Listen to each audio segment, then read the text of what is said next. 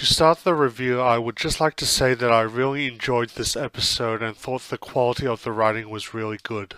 I will now go on to explain why I felt this way after watching this episode.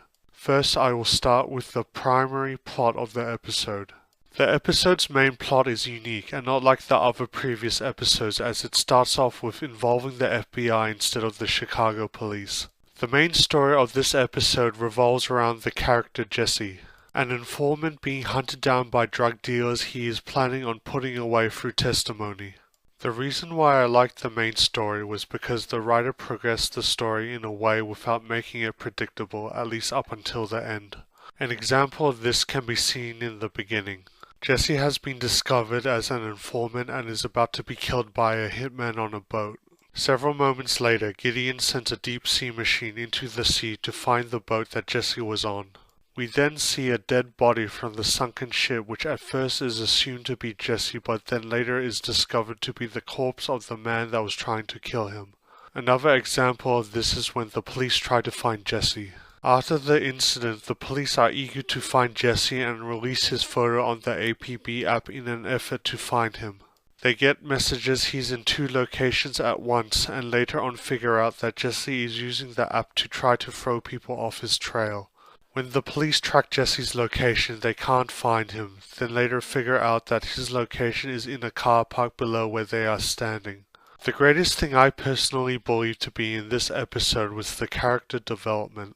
Unlike episode 7 and 8, the writer for this episode did a fantastic job of giving a bit of background as well as character progression on the characters involved in this episode.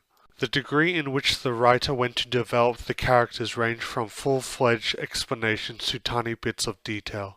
An example of a full-fledged explanation can be seen with the writing on Teresa. We learn throughout the episode that Teresa and Charlie were close and that her relationship with him led to her divorce. An example of character development in the form of a tiny detail can be seen with Ada meeting up with her hacker friend Deviate. We get an idea that these two were close since a young age when Deviate tells Ada that he read a book suggested by Ada back when they were at school on the subject of a police state. I enjoyed the endings to this episode. Although it was predictable that the hitman would make an attack on Jesse as he is being transferred to an FBI safe house, which is obvious as it wouldn't be interesting if it didn't happen, I thought the ending leading into a tense action scene to be the right choice to conclude the main story. The second ending involves Gideon. In the beginning, we see that Gideon is threatened by a hostile takeover by Lauren. In the end, things turn out okay with his new business relationship with the FBI. Although this ending was a typical all things turn out well in the end type ending, it was an ending I enjoyed as I don't like the idea of seeing bad things happening to a good character like Gideon. The only flaw in this episode, which pains me to mention as I really enjoyed this episode, was the technological part. The deep-sea machine and being able to remotely control a police car didn't really do it for me and didn't seem that remarkable, but that is just my opinion. I was actually surprised and thankful that the character writing significantly improved compared to the previous 2 episodes before this one.